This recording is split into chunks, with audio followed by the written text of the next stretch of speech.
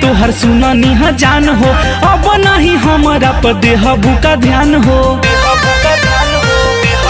ए हो बियाह तोहर सुननी ह जान हो, अब नहीं हमारा पर देहबू का ध्यान हो। ऐसा नहीं खे हर घड़ी रही मनवा उदास, काहे तू तो रहबू बलमुआ के पास कि कहानी खल जाई।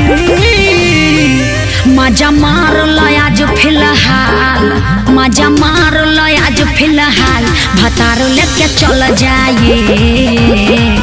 कल होते बिहाने नया साल, भतारो लेके चल जाए।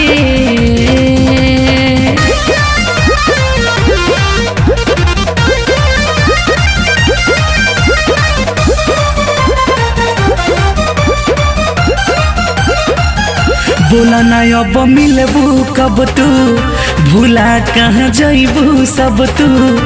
कबो न होई ऐसा न जानो, पहला का हवल भतू बिलीव में। बोला ना अब मिलबू कब तू, भूला कहाँ जइबू सब तू। कबो न होई ऐसा न जानो, पहला का हवल भतू। रही आहत तुहार हर पल, सुन दिलवा में होई हलचल, जियरा मचल जाई। मजा मार लो आज फिलहाल, मजा मार लो आज फिलहाल, भतारो लेके चल जाए। कल होते बिहाने नया साल, भतारो लेके चल जाए। मजा मार लो आज फिलहाल,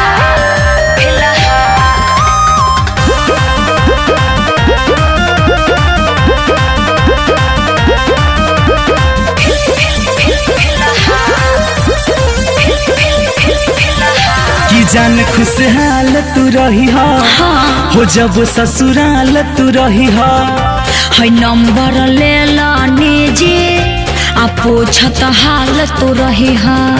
ए हो सुना बोला ना कि जान खुशहाल तू रही हो, ठीक बा कि जब ससुराल तू रही हो। है नंबर ले ला निजी, आ पूछत हाल तू रही हा।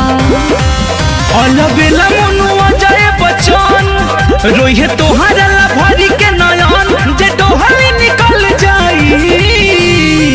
मजा मार लो आज फिलहाल, मजा मार लो आज फिलहाल, भतारो लेके चल जाए। कल होते बिहाने नया साल, भतारो लेके चल जाए। होकता बियाह तोहर सुननी ह जान हो, अब नहीं हमारा पर देहबू का ध्यान हो। ऐसा नहीं खे हर घड़ी रही मनवा उदास, काहे तू तो रहबू बलमुआ के पास कि कहानी खल जाई। मजा मार लो आज फिलहाल, मजा मार लो आज फिलहाल, भतारो लेके चल जाए। कल होते बिहाने नया साल, भतारो लेके चल जाए। अपन ख्याल रखिए।